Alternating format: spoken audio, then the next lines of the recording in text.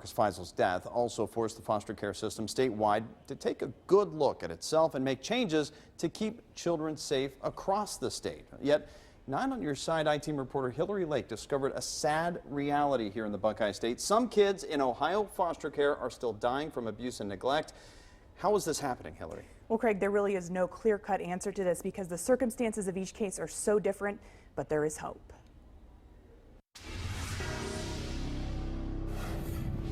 Faces that define her life as a mother watch over her as she works. For other kids who are forgotten.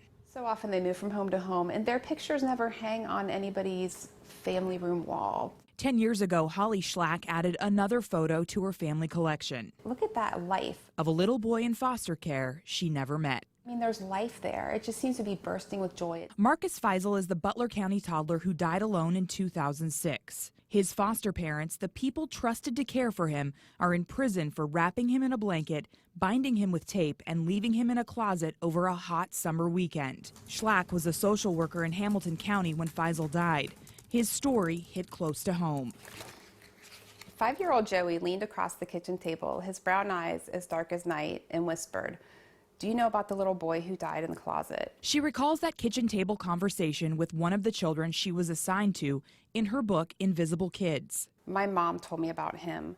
She said if I told anyone her boyfriend was living here, then I would have to go to foster care. And if I went to foster care, they would tape me up, lock me in a closet, and kill me. She left her job on the front lines of foster care to start a nonprofit called the Invisible Kids Project to give Feisel's life some meaning. Now she trains other social workers. If I can help them understand how to work a case and then they help a child, that's a child that I've gotten to influence without ever touching them. She knows what's at stake. According to the State Department of Jobs and Family Services, 9 children in foster care in Ohio have also died from abuse or neglect since Feisel died. 2 of those kids lived in Hamilton County. Baby Tyona Barfield died in 2011 at her foster mom's house. The coroner never did figure out why she died, but said signs of abuse were present. No one was ever arrested in her death.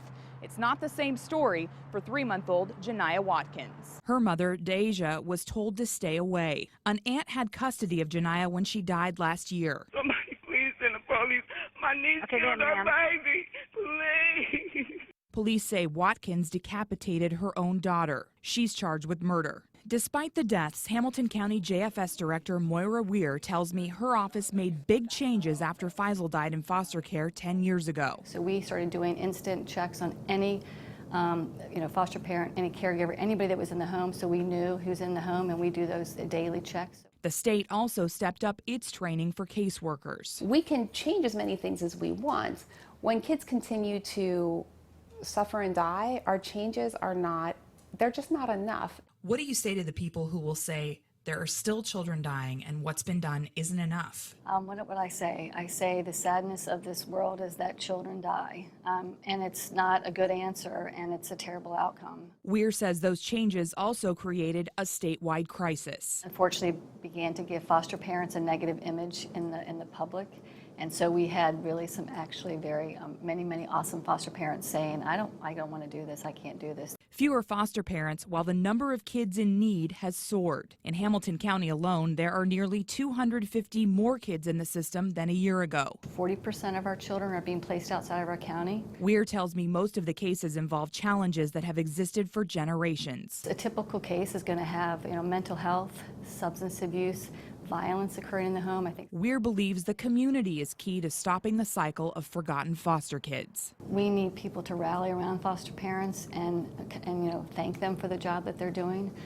If you don't want to be a foster parent, be an alternate caregiver. Schlack agrees. The piece that we have to look at is how are we engaging the community? How are we making these kids visible in the community? Where are we with accountability and transparency? She knows a little boy is watching while she works to keep his legacy alive. Because I do believe that he's in a better place and that his life has meant something. And we have information about how to become a foster parent or an alternative caregiver on our website, WCPO.com.